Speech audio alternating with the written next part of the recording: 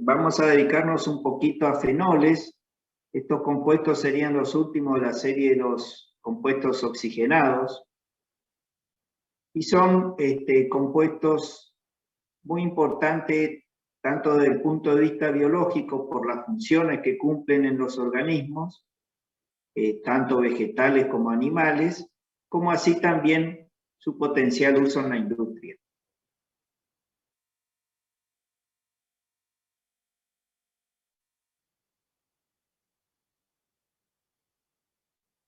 Profe.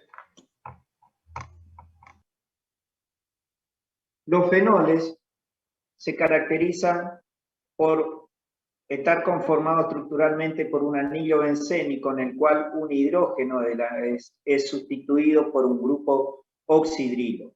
Es decir que, a diferencia de los alcoholes aromáticos, en los fenoles el grupo oxidrilo está unido directamente al anillo, a un carbono del anillo bencénico. Perdón. Hay un aporte de electrones desde el oxígeno hacia el anillo bencénico, con lo cual se estabiliza la estructura bencénica por efecto de resonancia, como vemos en estas posibles formas contribuyentes al efecto de resonancia, y eso le imparte cierta característica de acidez a la estructura del fenol, siendo por ende mucho más ácido que los alcoholes aromáticos. Los fenoles pueden contener uno o más grupos oxidrilos sustituyéndose a los hidrógenos del anillo bencénico y pueden formar estructuras condensadas también.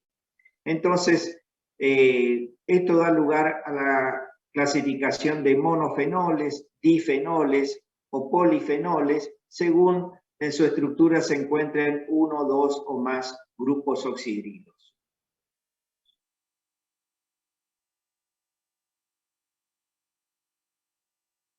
Bueno, un poquito de repaso de la nomenclatura.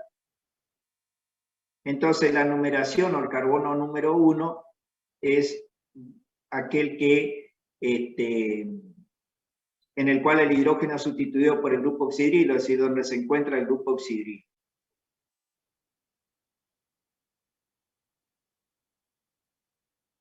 Y se continúa de acuerdo a la dirección que continúa de acuerdo a asignarle el número más bajo al siguiente carbono sustituido.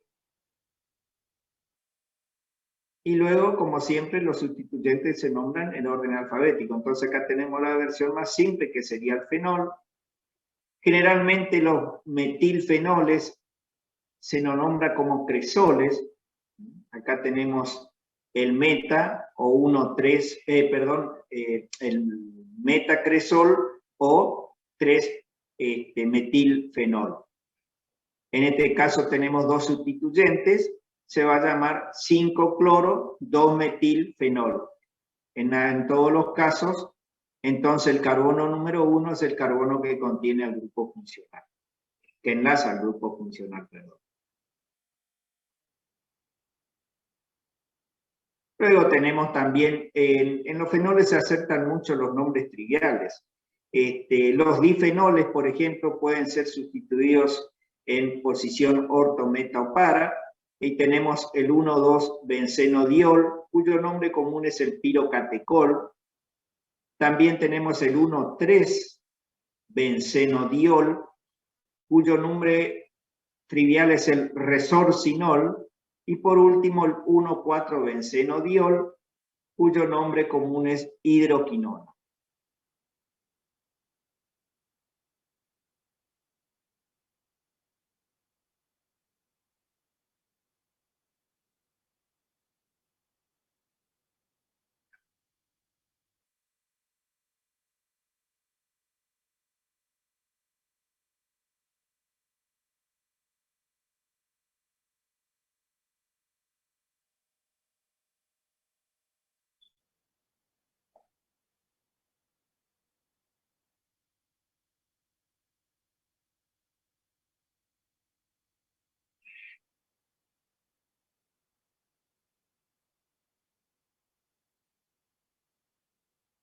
También pueden contener otros grupos funcionales y en ese caso los grupos carboxilos y oacilos tienen la prioridad sobre el grupo oxidilo fenólico. El ejemplo tenemos aquí el ácido para-hidroxibenzoico.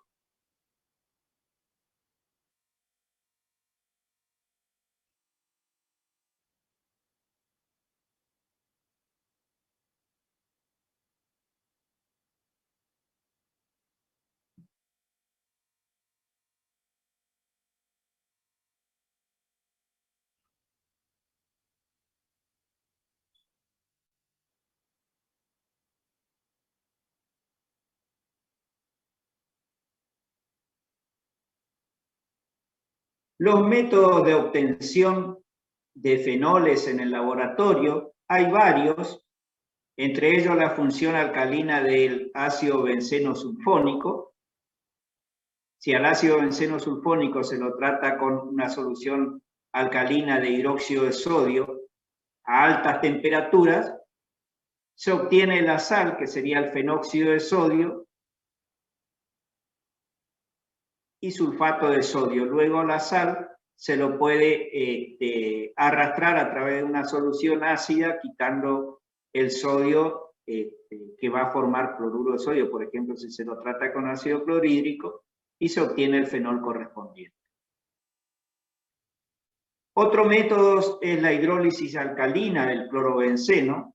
Al clorobenceno también se lo puede tratar con hidróxido de sodio, alta temperatura y alta presión, y se obtiene la sal de sodio, el fenóxido de sodio más cloruro de sodio. Y finalmente la que se utiliza actualmente es a través de la hidroperoxidación del isopropilbenceno, cuyo nombre común es el cumeno. Entonces al isopropilbenceno se lo trata en presencia de oxígeno y calor, se produce un hidroperóxido, el hidroperóxido de cumeno, que luego tratándolo con ácidos o una solución acidificada se obtiene el fenol correspondiente y acetona.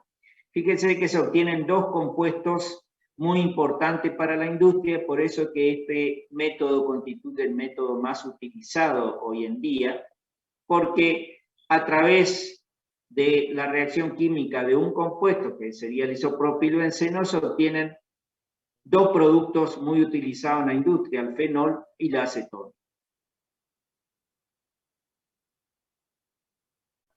Profe.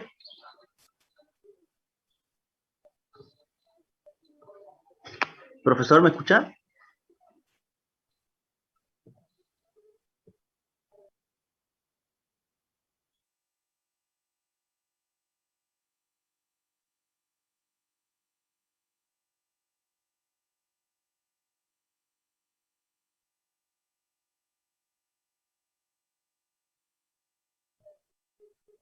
Profe.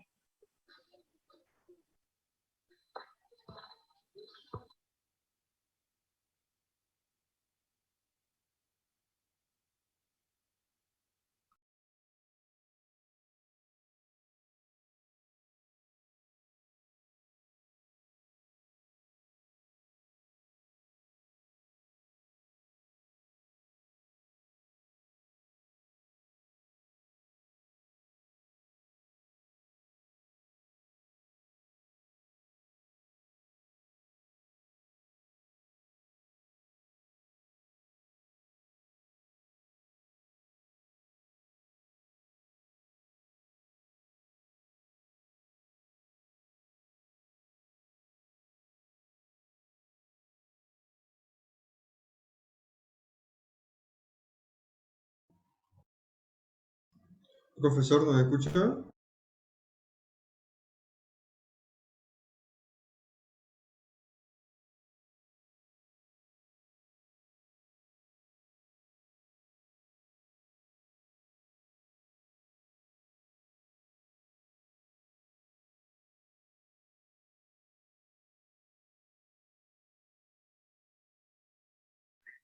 Bueno, ¿podemos continuar? Sí, ingeniero, ¿escucha bien usted?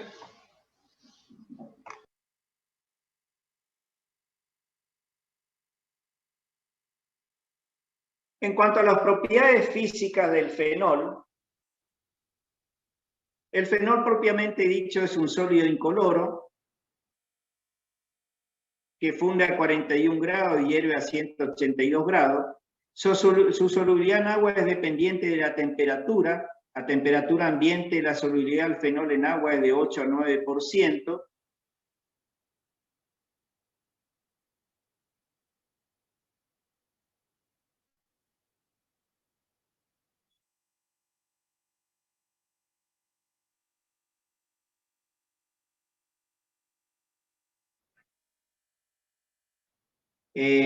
Por favor, traten de no escribir en la pantalla, algo está pasando.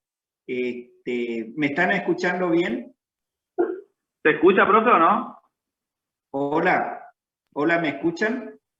Ahí le escuchamos. ¿Alguien me puede contestar? Profe, ¿usted nos escucha a nosotros? ¿Nos escucha, profe, o no?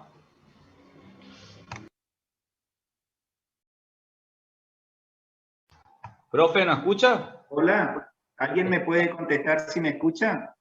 ¿Me escucha usted o no?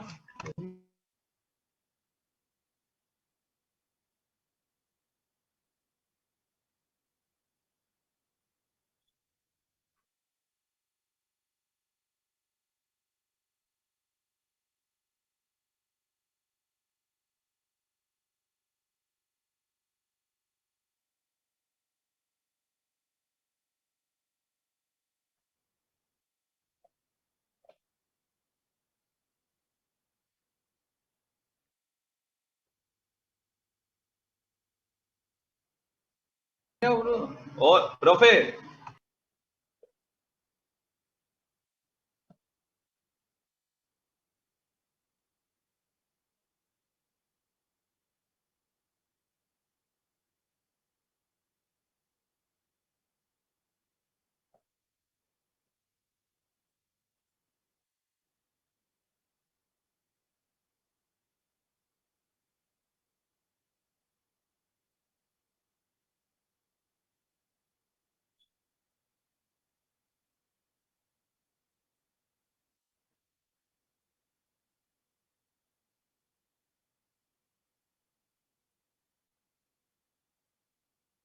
Bueno, de acuerdo, entonces continúo, chicos, no sé qué estará pasando, pero yo no los escucho en absoluto a ustedes.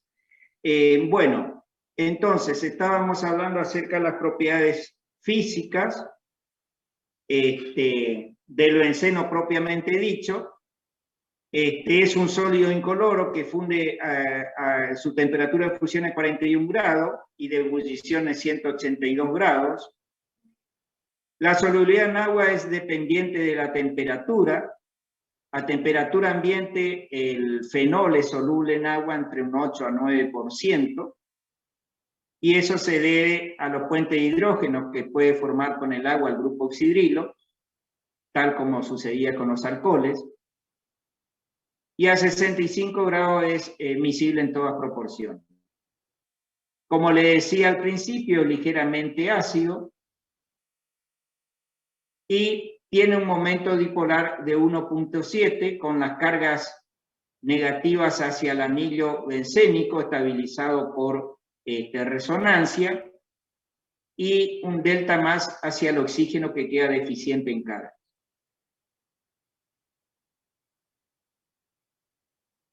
¿A qué se debe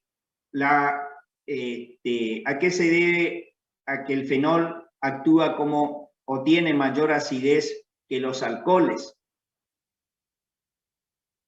Se debe justamente a lo que estamos hablando acerca de la estabilización que le imparte el anillo, la resonancia en el anillo bencénico. Fíjense, si nosotros tomamos estos mapas electrostáticos de carga, acá tenemos un alcohol y vemos que las cargas negativas están concentradas hacia el oxígeno, mientras que si analizamos el oxígeno del grupo oxidrilo de un fenol, vemos que las cargas, fíjense la coloración que pierde el rojo, la carga no está concentrada hacia el oxígeno, sino que se distribuye más hacia el anillo bencénico. De hecho, si nosotros comparamos el pK de un alcohol cíclico, por ejemplo, el ciclohexanol, tendríamos un pK de 18, mientras que si comparamos con un fenol, el pK se reduce a 10. Y eso se debe entonces a que por efecto de resonancia, es decir, el oxígeno está contribuyendo al enriquecimiento electrónico del anillo bencénico, el cual toma distintas, contribuye en distintas formas de resonancia y se enriquece más de electrones, sobre todo la posición orto y para. Por eso que el oxidrilo del fenol es un orientador de los sustituyentes en posiciones orto y para.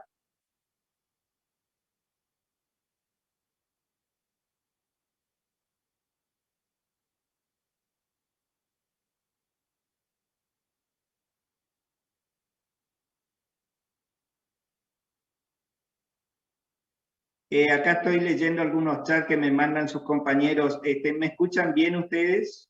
¿Me podrían hacer un chat por las dudas que no lo escuche yo?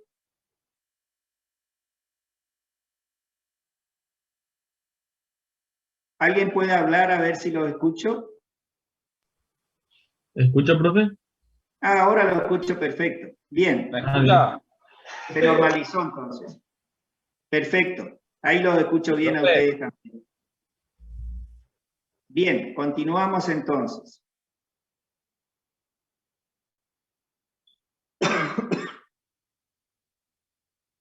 Entonces, este centro de carga parcial positiva que se genera puede ser atacado por un agente nucleofílico y se forma la sal correspondiente. Entonces, sí, por eso los fenoles pueden actuar con álcalis, es decir, pueden reaccionar con álcalis con hidróxido de sodio y formar la sal del metal correspondiente.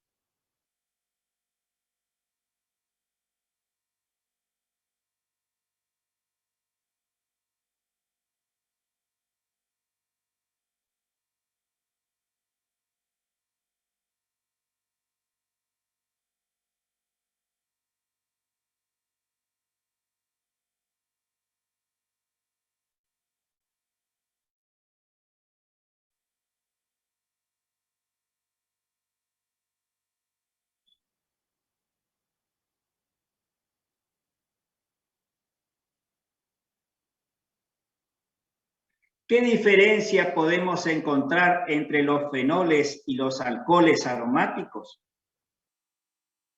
En cuanto a la acidez, entonces, los fenoles son más ácidos que los alcoholes.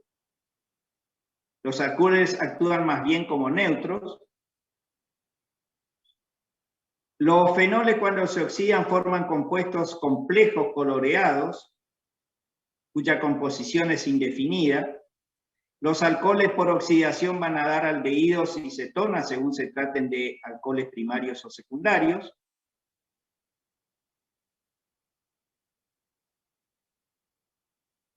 Los fenoles reaccionan con el cloruro férrico y la reacción positiva es un color rojizo. Los alcoholes no reaccionan con el cloruro férrico.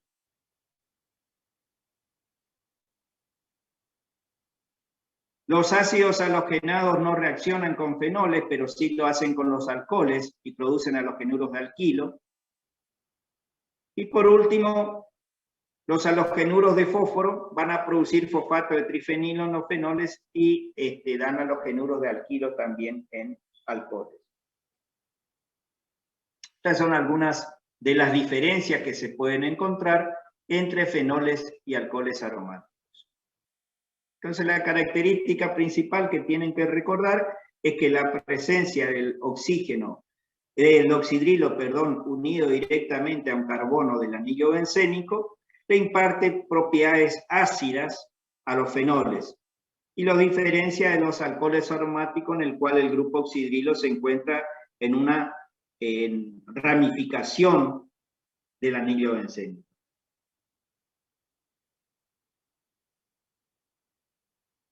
En cuanto a las propiedades químicas de los fenoles, tenemos que dividir aquellas que se suscitan en el ámbito del grupo oxidrilo, en donde tenemos como reacciones características la formación de sales metálicas, formación de éteres, formación de ésteres, reducción y oxidación.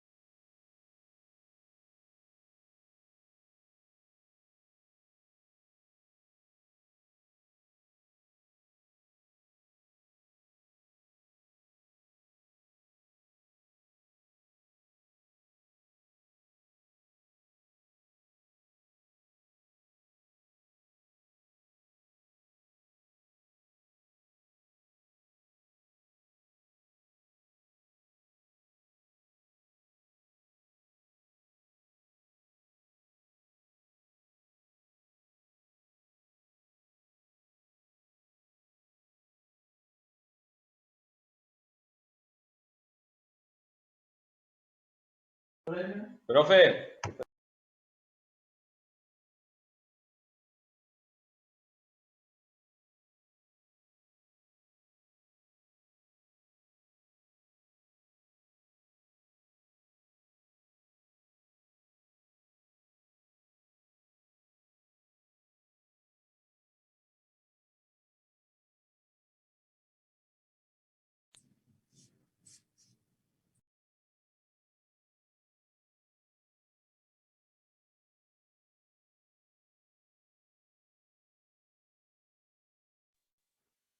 Hola, ¿me escuchan?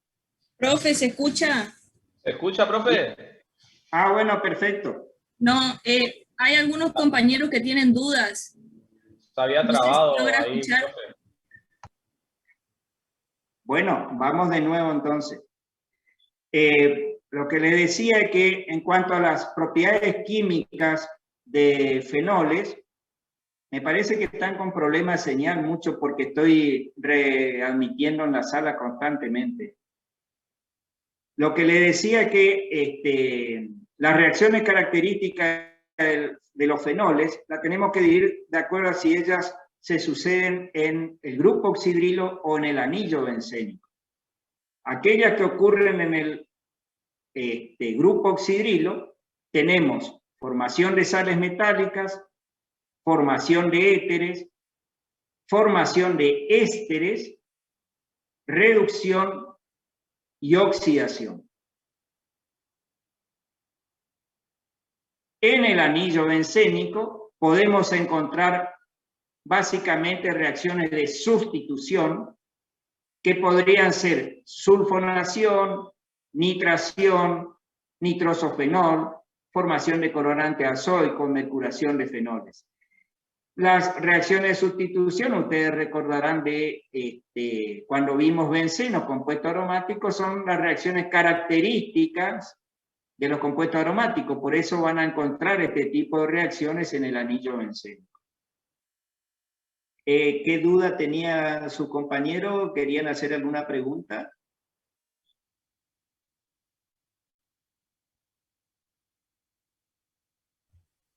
Hay un chico, profe, que de hoy le está intentando hablar, pero no lo escucha a usted por eso.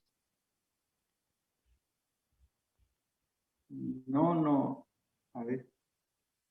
Déjenme, a ver, voy a revisar el chat. Parece que ya no hay dudas, profe. Bueno, continuamos entonces. Vamos a comenzar entonces con las reacciones que se llevan a cabo en el ámbito del grupo oxidrilo. Podemos encontrar entonces formación de sales.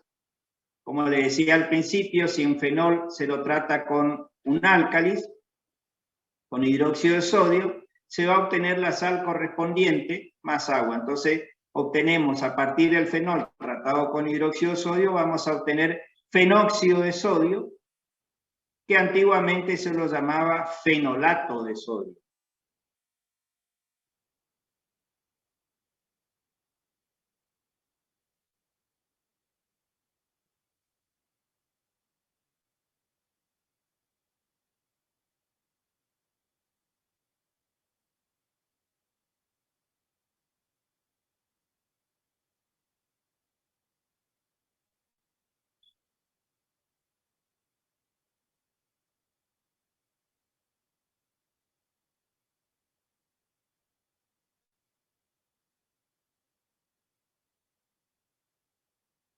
También, a nivel del grupo oxidrilo, entonces se puede dar la formación de éteres. Si, por ejemplo, tratamos al fenóxido de sodio, es decir, a la sal del fenol, con un haluro de alquilo, en este caso cloroetano, vamos a obtener el éter correspondiente que se va a llamar etilfeniléter.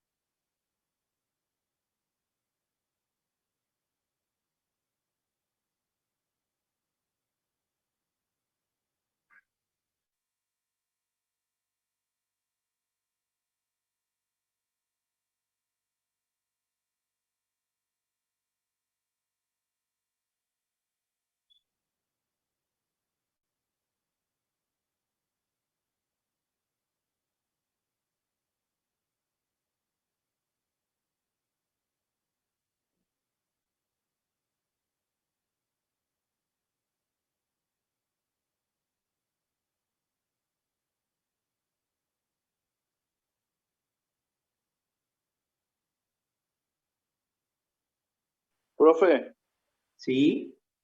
¿qué pasó con el sodio?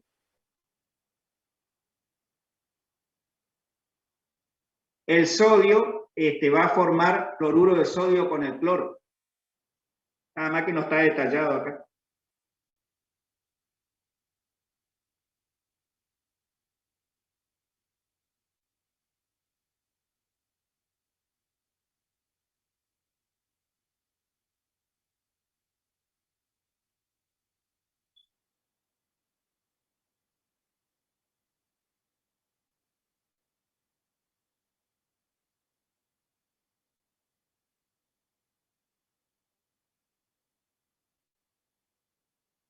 ¿Podemos seguir? Sí, profe. Bueno. También podemos tener formación de ésteres si tratamos a los fenoles con derivados de ácidos carboxílicos que podrían ser anhídridos o haluros de ácidos. Tanto anhídridos como haluros de ácido me puede dar un éster. Y el ejemplo más típico es el ácido salicílico, que es el hidróxido benzoico, tratado con un anhídrido en medio ácido, se obtiene el ácido acetil salicílico, que es el principio activo de la aspirina.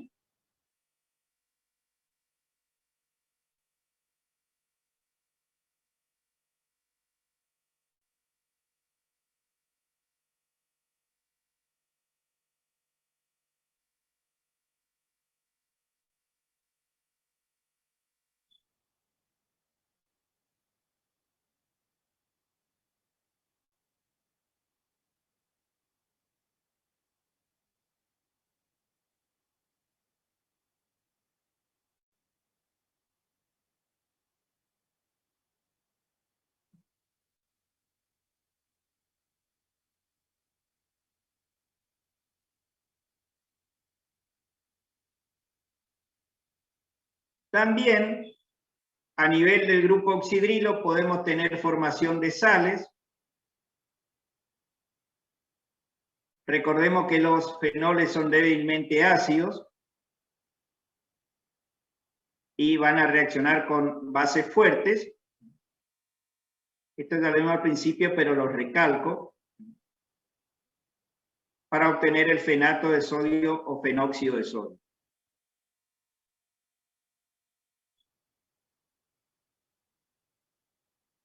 Otra reacción importante desde el punto de vista biológico es la oxidación a nivel de los grupos oxidrilos para formar compuestos que se llaman quinonas. Entonces, si el fenol es tratado con nitrodisulfonato de potasio, sería este compuesto, se va a oxidar a un compuesto que se llama benzoquinona, en este caso sería la parabenzoquinona.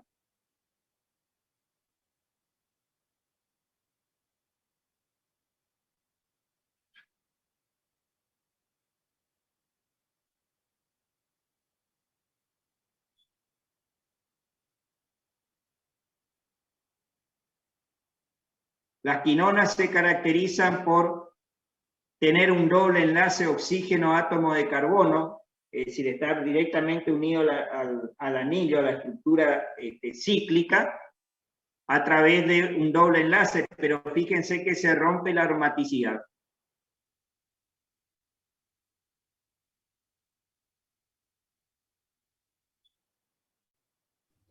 Profe, ¿Sí?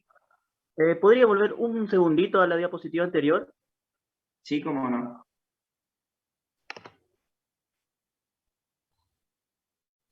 Esta pasé rápido porque creo que fue la primera de las reacciones que detallé.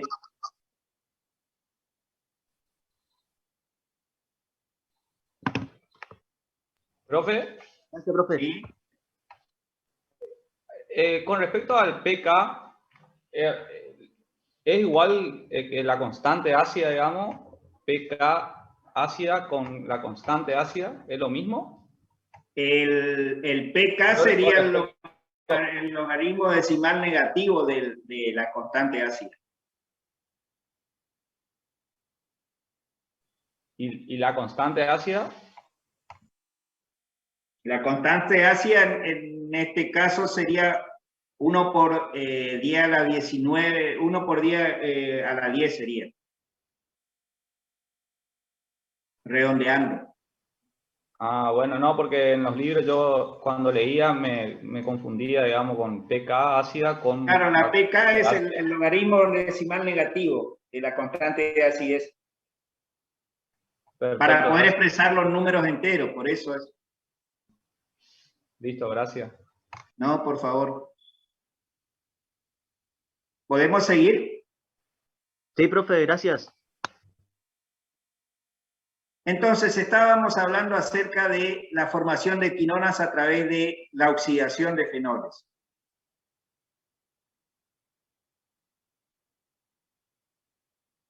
Entonces, pueden ser también oxidación a partir de difenoles, como el caso del benceno diol, llamado comúnmente catecol.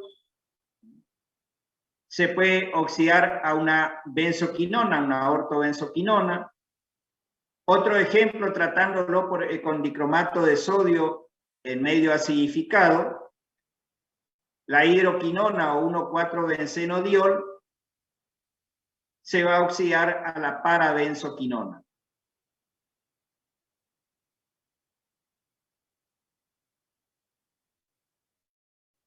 También las quinonas, además de formarse a partir de fenoles simples, puede formarse a partir de estructuras condensadas, como el caso del naftaleno. En este caso, puede dar lugar a la 1,4-naftoquinona, o a partir del antraceno puede dar lugar a la 9,10-antraquinona. Es decir, no solamente a partir de fenoles simples se puede obtener las quinonas. Hay quinonas de origen natural, es decir, sintetizado por las plantas, como estos casos, que tienen propiedades bactericidas.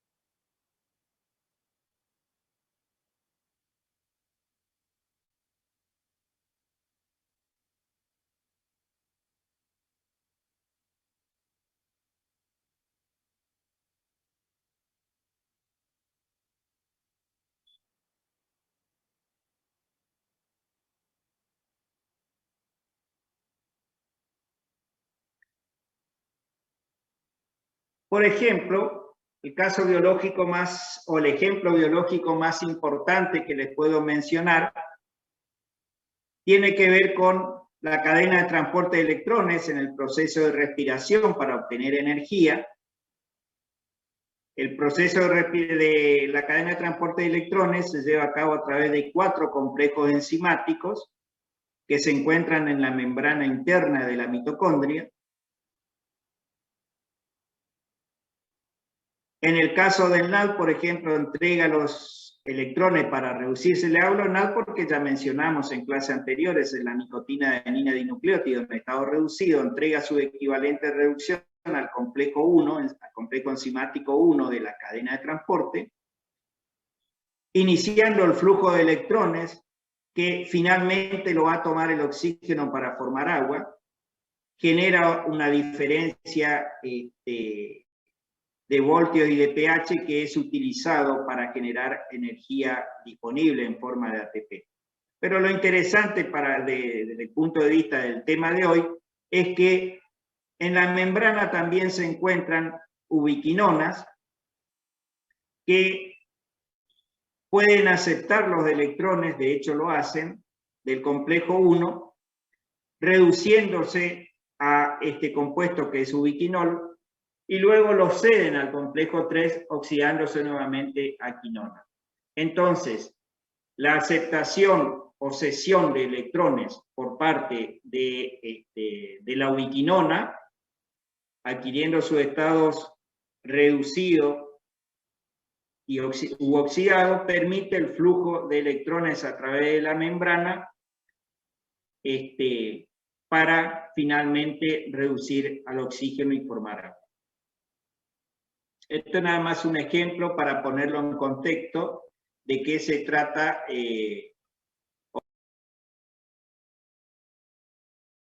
cuál sería la importancia biológica de las ubiquinonas.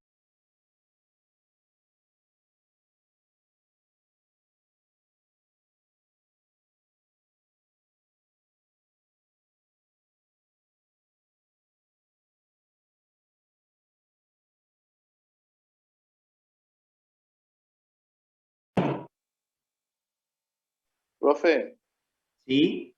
¿usted dice de la membrana plasmática que se encuentra la ubiquinona o en dónde se encuentra? En la membrana, la mitocondria consta de 2 membranas.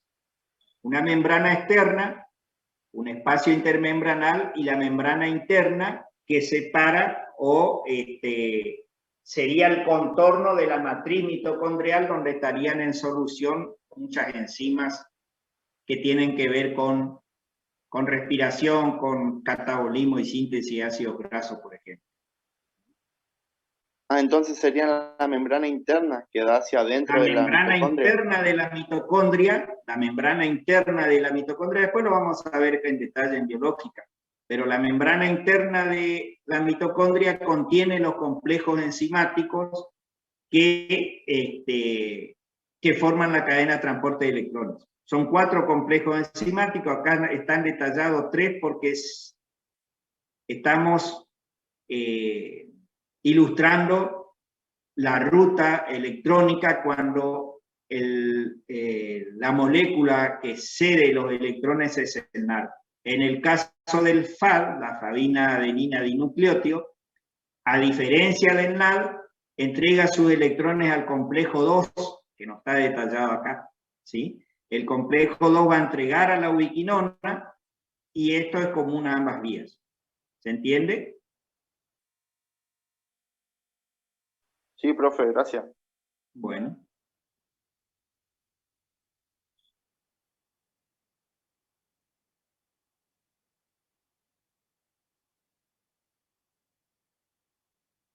¿Podemos seguir? Sí, profe, siga nomás. Bueno, una acotación más. Las ubiquinonas se encuentran con diferencias en las ramificaciones laterales que contiene. Se encuentra presente en todos los organismos, cumpliendo idéntica función para la formación de energía disponible en forma de ATP. Se encuentra tanto en microorganismos como plantas superiores y animales.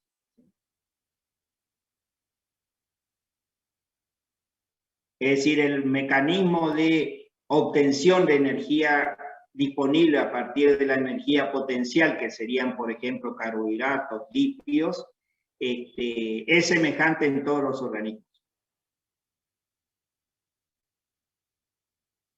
También, como compuestos de interés biológico, las quinonas forman parte, por ejemplo, de la vitamina K. La vitamina K es la vitamina antihemorrágica. Hay vitaminas de origen natural, como la estructura que estamos mostrando, que se obtiene a partir de los verdes, digamos, de hojas, ya sea coliflor, espinaca, vegetales de hojas verdes. Por eso es importante la ingesta con verduras frescas. Profe, Sí, ahí estamos viendo la estructura de toda la vitamina K. ¿La quinona que se utiliza ahí es un anillo nomás o los dos anillos forman parte de la quinona? esto sería una naftoquinona. Claro, del naftol sería que deriva. Sí, sí. Ah, bien. ¿Esa era su pregunta o me confundió? Sí, ¿Sí? sí, ¿Esa era? sí. Quería saber si los dos anillos formaban parte de la quinona o solo Sí. el anillo que tienen los oxígenos. En realidad esto es la quinona, que deriva del naftol. Exacto, bien.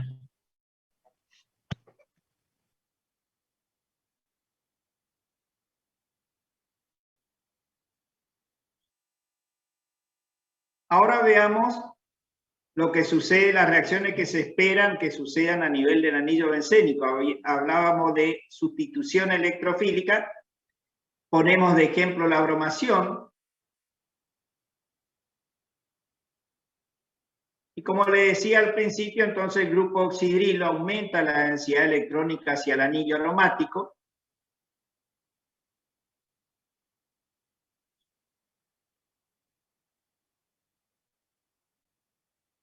Y al estar los pares de electrones sin compartir el oxígeno deslocalizado hacia el anillo aromático, sirve de orientador en las posiciones orto y para, que serían las posiciones de mayor densidad electrónica.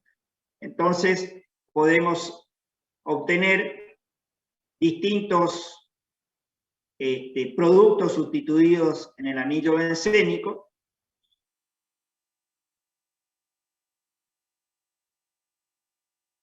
Podemos hablar de bromación, es decir, de halogenación, también cloración, nitración. Es importante, por ejemplo, el 2,4,6-trinitrofenol, este último compuesto que tenemos acá, que durante la Primera Guerra Mundial se fabricaba en demasía porque se utilizaba como explosivo. Y el 2,4,6-trinitrofenol, que es un cristal amarillo, se lo puede obtener a partir del 2,4,6-trinitroclorobenceno, o también se puede obtener a partir del fenol mismo, donde primero se hace una sulfonación y luego se reemplaza los grupos sulfónidos por nitro y se obtiene el trinitrofenol o ácido pícrico también se llama. Pero son todos ejemplos entonces de sustitución a nivel del anillo bencénico. No entro mucho en detalle en esto porque ya lo vimos también cuando vimos compuestos aromáticos. Entonces, el fenol también forma parte de la vitamina E. Y en la industria, los derivados fenólicos tienen importantes usos. Por ejemplo, el pentaclorofenol es utilizado en la conservación de la madera. Los fenoles también, por sus propiedades adhesivas, son utilizados para pegar las láminas de maderas en los productos aglomerados. El 2,4-D, el ácido 2,4-diclorofenoxiacético, es un herbicida. En realidad es una usina sintética que es utilizado como herbicida. En siembra directa, por ejemplo, una de las fórmulas que se utiliza para controlar tanto hoja ancha como gramíneas es utilizar una mezcla de glifosato con 2,4-D. El 2,4-D actúa como contralor de aquellas malezas de hoja ancha, mientras que el glifosato es efectivo en gramíneas. Entonces se realiza una mezcla. Lo único que hay que tener cuidado porque el 2,4-D es bastante volátil y puede haber derivas si hay lotes cercanos. Por ejemplo, años atrás hubo muchos problemas en el algodón porque cuando recién se comenzó con la siembra directa, cuando era el boom de la siembra directa, no se tenía en cuenta de todos aspectos, y en el algodón la deriva del 2,4-D en la mezcla con el glifosato producía malformación de hojas que se hablaba, es decir, semejaba a una pata de rana, entonces se hablaba de la pata de rana en el algodón. Y bueno, entre los colonos hubo muchos problemas, juicios y otras cosas, por lo que provocó la deriva entonces en lotes vecinos del uso de los 2,4-D. Hay que tener mucho cuidado con eso. El hexaclorofeno también es utilizado como antisépticos y se utiliza en la conservación de maderas.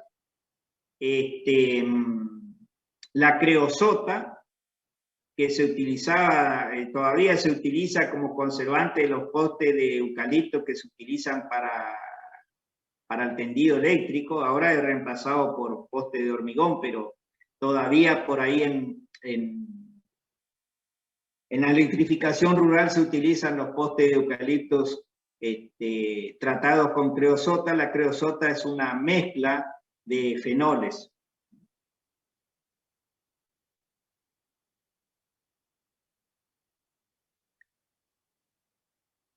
Si nosotros, para introducirnos un poquito en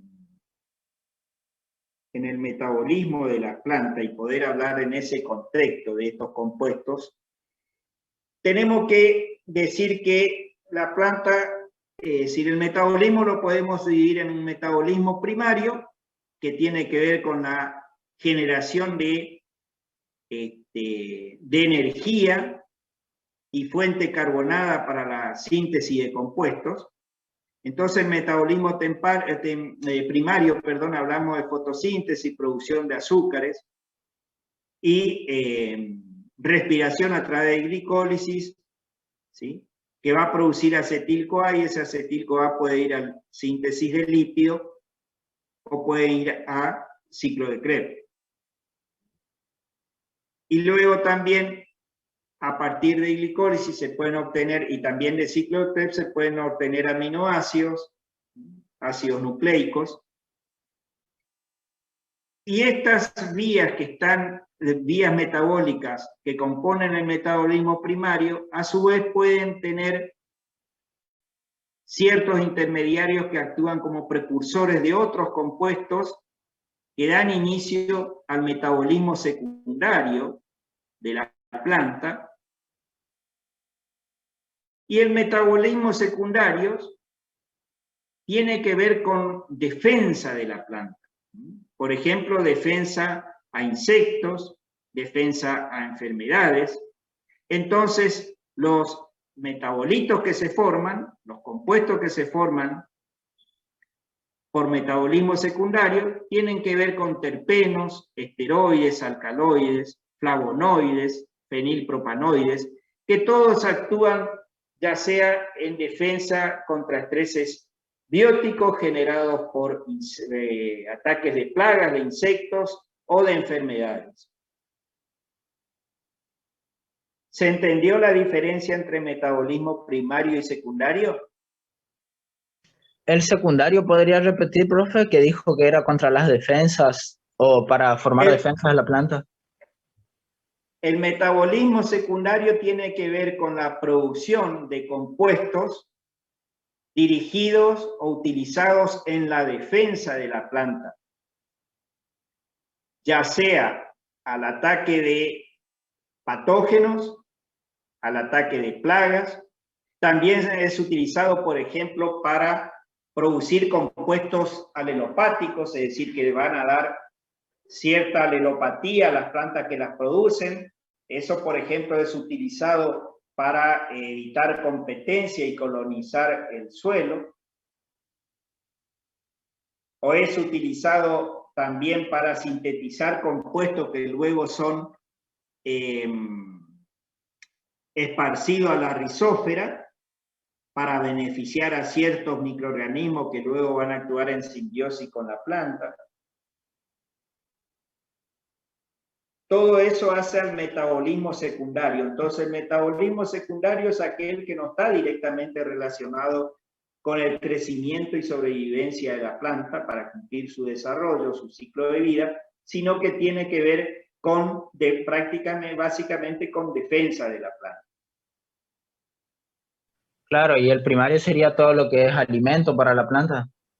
El primario estaría involucrado en cumplir el crecimiento y desarrollo de la planta. Por eso involucra formación de carbohidratos a través de fotosíntesis, utilización de la energía potencial para hacer la disponible a través de respiración.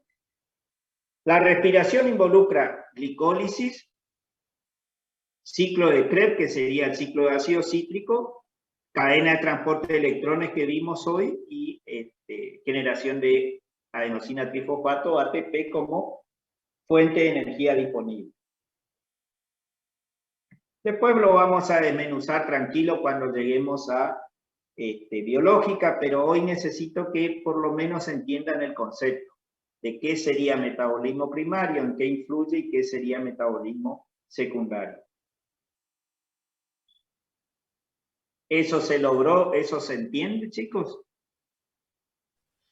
Sí, ingeniero, gracias. Sí, profe, una consulta. Sí. En el metabolismo secundario siempre se estaría hablando, o sea, de una ruta anabólica. Básicamente el metabolismo secundario consiste en rutas anabólicas, rutas de síntesis, proceso de reducción. ¿Por qué? Porque justamente es la batería de defensa de la planta ante un factor estresante. Ese factor estresante puede ser biótico o abiótico. Está bien, muchas gracias, profe. No, por favor.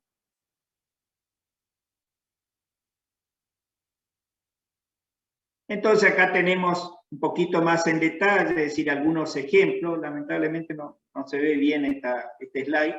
Es decir, a partir de, fíjense, este sería compuesto de un polímero de glucosa, que sería el almidón. Por hidrólisis se obtiene la glucosa, es decir, estamos hablando de carbohidratos. Y esa glucosa tiene distintos destinos, ¿sí? Puede ir a glicólisis para formar energía disponible. Si va a glicólisis, sigue todas estas etapas de formación de fosfonolpiruvato, piruvato, acetilcoenzima A, sigue por el ciclo de Krebs y forma ATP. Eso sería la respiración de esta glucosa o el catabolismo de esta glucosa. Una variante, y dependiendo de las necesidades de la célula en ese momento, es que la glucosa vaya a otro ciclo que sería el ciclo de las pentosas fosfato, donde uno de los productos que se obtiene es eritrosa fosfato, y a partir de la eritrosa fosfato se pueden formar todos estos metabolitos secundarios, por ejemplo el ácido ciquímico, el ácido antranílico, ¿sí? Formar aminoácidos como el triptófano, formar poliaminas como, o precursores poliaminas como la ornitina, ¿sí?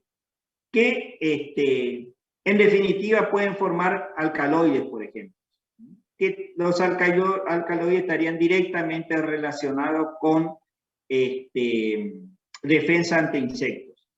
De hecho, para que ustedes tengan en cuenta, por ejemplo, a partir de alcaloides presentes en la hoja del tabaco se pueden, por ejemplo, hacer insecticidas orgánicos que ataquen es decir, que insecticidas orgánicos que pueden ser utilizados ante ataques de insectos chupadores, como por ejemplo pulgones, o también cochinilla. Entonces, si ustedes en su casa tienen una plantita con ataque de pulgones, lo que hacen es poner el contenido de un cigarrillo, el tabaco de un cigarrillo, en un vaso de agua caliente, lo dejan toda la noche allí, y al otro día lo llevan a ese volumen, lo diluyen a 1 litro completan a 1 litro, y eso pueden asperjar a su plantita con pulgones y van a ver que tiene un efecto insecticida. ¿Sí? Eso es por los contenidos de alcaloides en la hoja del tabaco. Profe, Sí. yo vi casos de planta de tabaco que fue atacada por pulgones y le trata mal, digamos, a la planta.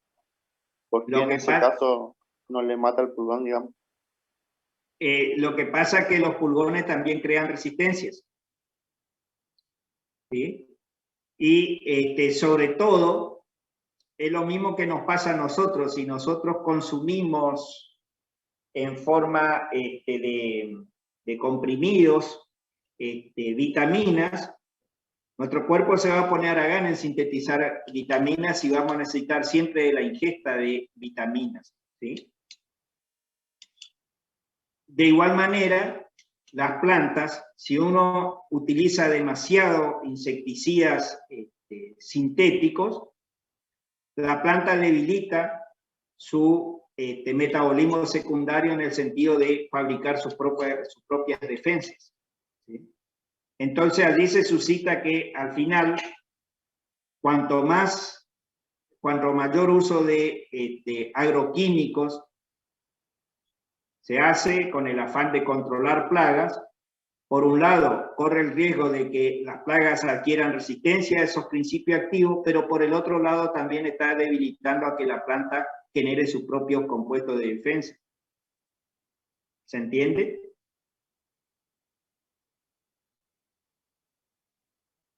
Sí, profe, muchas gracias.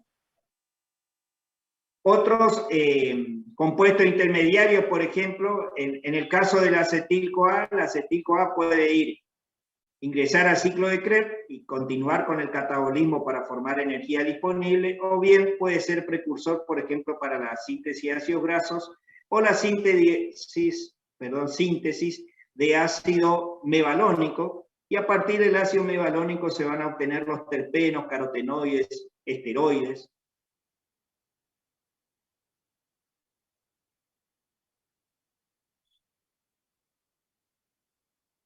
Entonces, ¿cómo podemos clasificar a los fenoles? De acuerdo a su complejidad, podemos partir de fenoles simples, donde fíjense que está constituido por un anillo bencénico de 6 átomos de carbono. A su vez, ese anillo bencénico puede contener una ramificación con un átomo de carbono, que serían los ácidos benzoicos y relacionados, C2, acetofenona y ácidos fenilacéticos, ácidos cinámicos y relacionados, cumarinas y relacionados, sistema 636, que serían los flavonoides y relacionados, 616, benzofenonas y estilbenos, y 6,2,6 que serían las xantonas.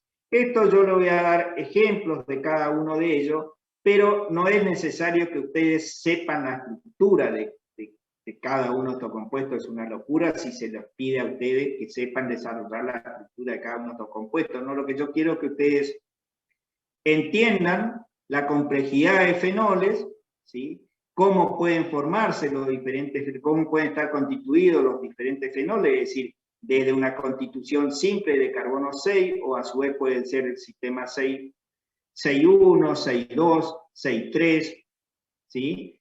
O también los triples, que serían 6,3,6, 6,1,6 y 6,2,6. Sí, vamos a hacer un poquito de hincapié en flavonoides por la importancia biológica de los flavonoides. Entonces, veamos un poquito de ejemplo de cada uno de estos. Vayan anotando los ejemplos, pero les vuelvo a repetir, no es necesario que ustedes se memoricen las estructuras. Entonces, como fenoles simples, pueden ser monofenoles, difenoles, trifenoles. Como monofenoles, tenemos el fenol propiamente dicho.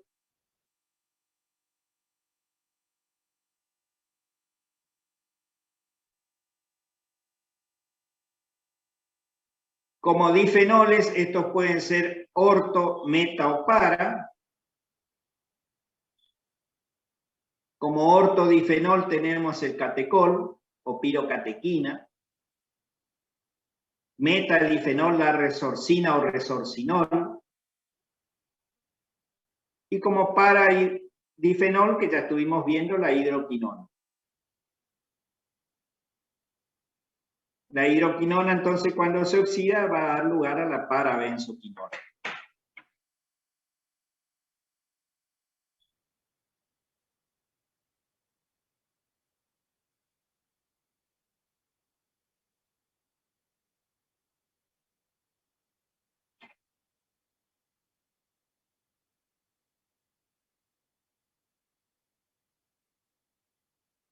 ¿Puedo seguir? Sí, ingeniero. Bien. Como trifenoles, por ejemplo, tenemos el pirogalol. Los fenoles en general tienen propiedades como germicidas, entonces son utilizados con propiedades antibacterianas, sobre todo antiguamente se lo utilizaba como alfenol propiamente dicho, al monofenol se lo utilizaba como desinfectantes de uso hospitalario, pero es decir, para desinfectantes de superficie, no para desinfectantes de heridas, ¿sí? Para desinfectantes de superficie, y se utilizaba una solución al 5%. Y después se lo utilizó como referencia para testear la actividad germicida de otros desinfectantes. Tenemos también el fluoroglucinol como trifenoles. El fluoroglucinol se utiliza también como sustancia antioxidante.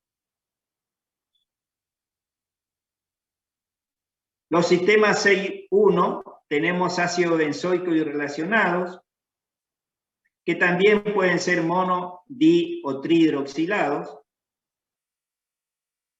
Por ejemplo, tenemos como monohidroxilado al parahidroxibenzoico, al ácido parahidroxibenzoico.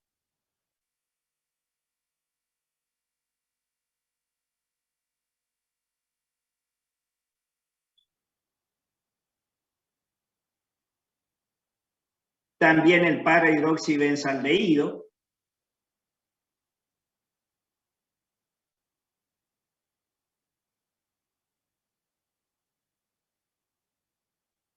Como dihidroxilados, podemos mencionar al ácido protocatético,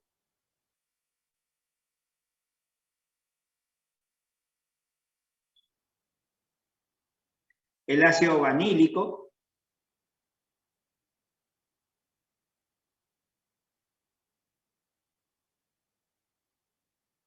como trihidroxilados podemos nombrar al ácido gálico,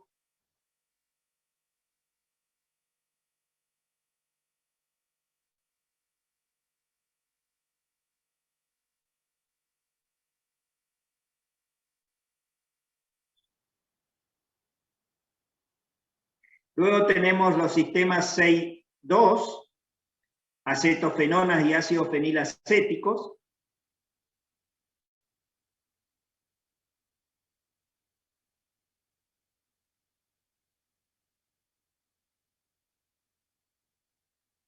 En ese caso tendríamos la 2-hidroxiacetofenona y el ácido 2-hidroxifenilacético.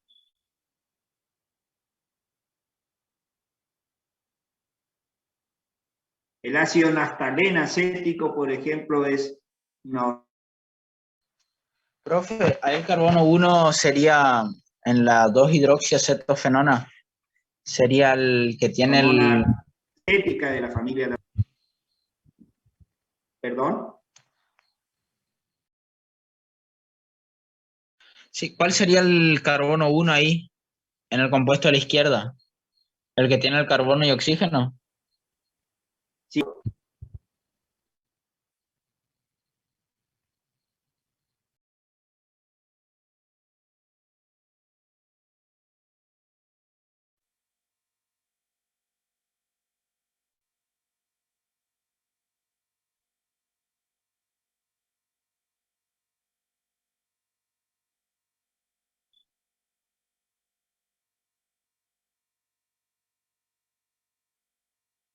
Profe, ¿escucha? ¿A usted le escucha a su compañero? Me parece que se cortó, no lo estoy escuchando. Ah, él preguntó en el de la derecha cuál sería el carbono 1. El carbono 1 siempre es el carbono que contiene el grupo funcional, que sería el oxidrilo. Por eso acá tenemos dos. Bueno, en este caso está bien, como el grupo principal es el carboxílico, entonces se toma como el compuesto principal un ácido. Entonces el ácido va a ser ácido 2-hidroxi, porque pasaría a ser un sustituyente, el grupo oxidrilo, 2-hidroxifenilacético. Fenilacético. ¿Sí? Claro, y el de la izquierda el grupo cetona, profe. Acá tendríamos una acetona. Ese le pregunté. Y también la acetona es compuesto principal y el oxidrilo subordinado a la acetona. Por eso se toma el oxidrilo como sustituyente. Eso sí, así es, sí. ¿Eso me preguntaba usted? Sí, justamente eso, porque ayer en el examen como que esa confusión tenía cuál sería el carbono 1. Sí, depende del estado de oxidación, digamos, la prioridad de los compuestos. El grupo oxidrilo, a ser el del menor estado de oxidación comparado con aldehídos, cetonas y ácidos, va a ser siempre el compuesto subordinado. Sí. ¿Se entiende? Sí. Pero si está solo, por ejemplo, oxidrilo y no tenemos otro grupo funcional, sería ese el principal. O sea, ese sería el carbono 1. Acá en el compuesto de la izquierda, el grupo funcional principal es la acetona. Exacto. Y el oxidrilo subordinado de la acetona. Bien. Por eso recibe el prefijo de hidroxi.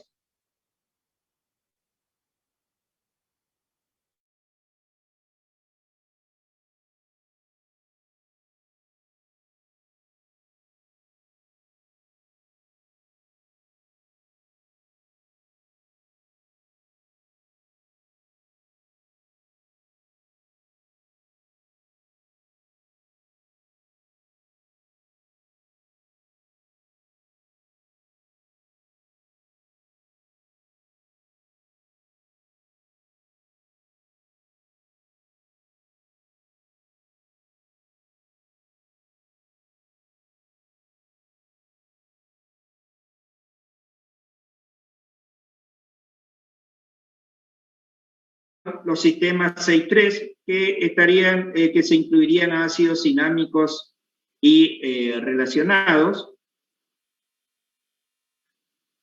que pueden ser mono, di o trihidroxilados.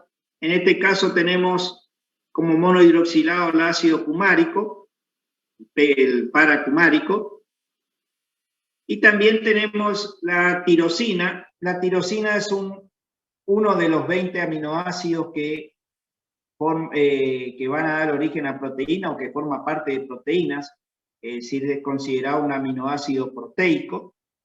Y es un aminoácido porque si tomamos acá la función principal del ácido, tenemos que en el carbono alfa, este carbono se enlaza a un grupo carboxilo y a un grupo amino. Por eso se habla de aminoácidos. Un aminoácido estaría constituido por compuestos que tienen en el carbono alfa compartido su enlace con grupo carboxilo, grupo amino, un R e hidrógeno, perdón. Entonces, como ejemplo de sistema 6,3, tenemos a la tirosina, un aminoácido proteico.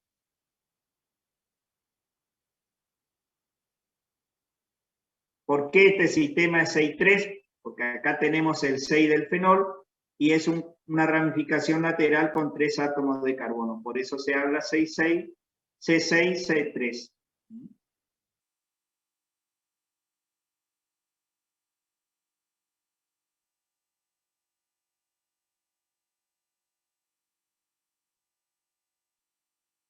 Como dihidroxilados tenemos el ácido cafeico. Si nosotros unimos o hacer 2 moléculas de ácido cafeico, vamos a obtener el ácido rosmarínico, que es el principio de la plantita está el romero, el principio activo.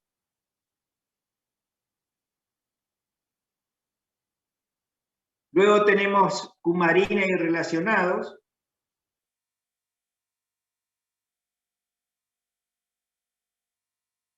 Podemos tener cumarina, isocumarinas y cromonas. Son todos estos compuestos que ustedes observan acá. Distintas variantes del sistema 6,3. Y ahora llegamos al compuesto que tiene mayor interés biológico, que son los flavonoides y relacionados. Los flavonoides se caracterizan por tener una estructura 6,3,6, los cuales están conformados por 2 anillos, que llamamos anillo A y anillo B, que están unidos a través de un compuesto de una ramificación de 3 átomos de carbono. Entonces constituyen los sistemas C6, C3 y C6. ¿En qué varían los distintos flavonoides? En los sustituyentes tanto del anillo como del sistema del anillo C con 3 átomos de carbono, que puede ser cíclico o no. Entonces, la estructura de 3 átomos de carbono, perdón, constituye la flavona. Y luego tenemos los anillos A y B. Y en base a cómo está constituida la flavona y los sustituyentes en los anillos, se clasifican de acuerdo a su estructura los distintos flavonoides. Los flavonoles, por ejemplo, como la quercetina, este compuesto que ustedes tienen acá, es un antihistamínico, se utiliza para prevenir y tratar cáncer porque tiene actividad antioxidante, para enfermedades cerebrovasculares. Está presente en cebollas, en las cebollas moradas, las cebollas rojas, en brócoli, en manzana. Las flavononas, fíjense que varían los sustituyentes con respecto a la quercetina. Acá en lugar de tener grupo oxidrilo, ¿sí? Está unido a través de un puente de oxígeno, a través de un metilo. Las flavononas, como la aspertina, por ejemplo, dan el sabor amargo en las naranjas. Las isoflavonas, perdón, como la genisteína, que la genisteína se encuentra en la soja, en garbanzo, en otras legumbres, también se utiliza para prevenir cáncer. Luego tenemos las chalconas,